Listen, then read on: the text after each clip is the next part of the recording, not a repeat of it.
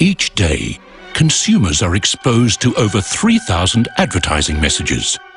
Of those, the average person will remember 8. How do you become one of the 8 and not one of the 2,992 messages that go unnoticed?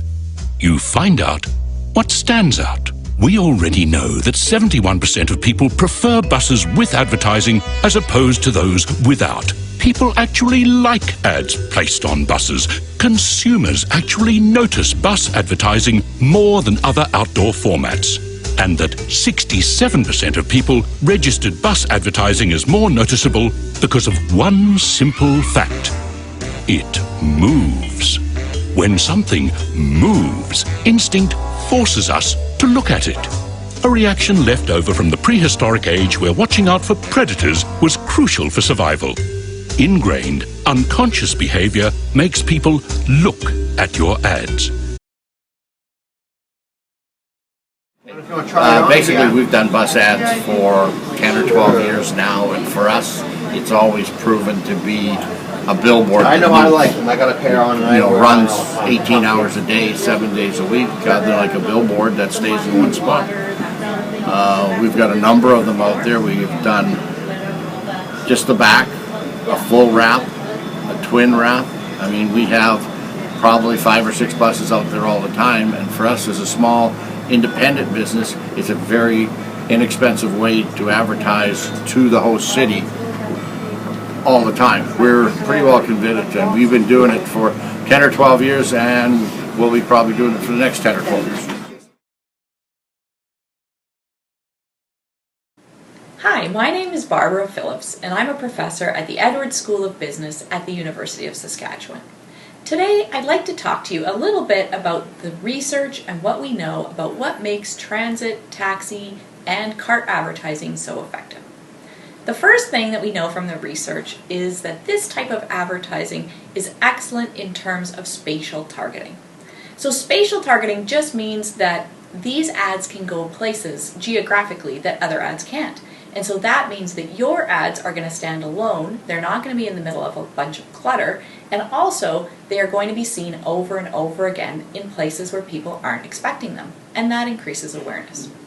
The second part of spatial targeting is that you can reach your consumers when they're on their way to make their decision. And so this is super important because we know from research that about 70% of, for example, grocery purchases occur at the store. They're not pre-planned. So if you can reach your consumers as they're on their way to make their decision, then that works really well. So if I'm driving home and I think, what am I going to have for dinner? And then I see a bus ad that says, come to a restaurant, or I see a taxi ad that says, here's a butcher shop, then I get some ideas and it influences my decision. The second thing that we know from research is that transit, taxi, and cart advertising is very effective in terms of mobile targeting. And what this means is that we can reach people who are out of home. And we know from our research that people are out of home more and more now. More than 10 hours a day people are spending outside of their home. And if they're not at work and not at home, then they are going to be 61% of the time are going to be traveling. So with this type of advertising, you can reach them when they are traveling. And the good news is these are high value prospects. And so by high value, we're thinking of young people who mostly use social digital media, but they ignore all of the advertising. We're thinking of 2-income couples with children who are always in the car. And we're thinking of business owners and executives who don't really share other types of media. They don't watch the same TV shows or read the same magazines, but they see this type of local advertising. The other thing we know in terms of mobile targeting is that we have something called the mobile mindset. And the mobile mindset just means that when people are out and about, they're much more likely to be interested in products, services, and new ideas. So our research shows that about 61% of adults are more interested in new products when they're out of the home than when they're relaxing at home. So that's when you get to reach them. So if you think about it, this type of advertising is good for spatial targeting and it's good for mobile targeting. But what does that mean in terms of effectiveness? Well, it means that first of all, you're going to get awareness. So from the research, we know that 80% of adults say that they notice these types of advertising over other advertising. Secondly, 77% say that they have taken an action in response to these types of ads. And so those actions would be searching for more information, or it could also be making a purchase decision or considering a purchase decision. And finally, we know with these types of ads that they work a little bit differently in terms of timing.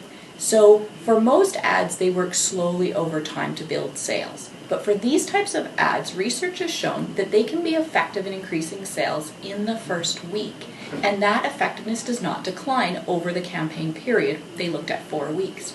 So in summary, the research is telling us that these ads are great at social targeting, at mobile targeting, and at spatial targeting. And this gives us effectiveness in terms of both awareness and then search behavior and considering of purchase, and sales can increase quite quickly. So that's what we know from the research. Thanks for listening. I think outdoor is really an exercise of stripping things down, and all the elements that are left are, they need to be super special and very direct. Outdoors a 1-2 punch. You don't have time to sort of beat around the bush. You got people driving 60 miles an hour by a board. They've got maybe 3 seconds to sort of see it and capture it. And we have to figure out how are we going to communicate within the constraints of that amount of time. You can't flip channels. It's there. You close your eyes until it's gone, until the bus passes. But that's what makes it unique. You have to communicate succinctly and quickly, but at the same time, you have a great opportunity to bring people joy. It's always been incredibly simple, powerful, compelling, funny. It's always different, right? It's like people are part of the message, and the whole environment is part of the message, and that always changes from day to day and place to place. And I think that's where the medium can be very fun, that you can really engage an audience and use the environment. This medium is here to stay. You cannot eliminate it. It is a great awareness vehicle. Creatively executed, Out of Home offers virtually unlimited potential and impact. With a growing range of sizes, shapes, and technology, Out of Home offers a limitless canvas for brands to deliver disruptive and engaging consumer experiences.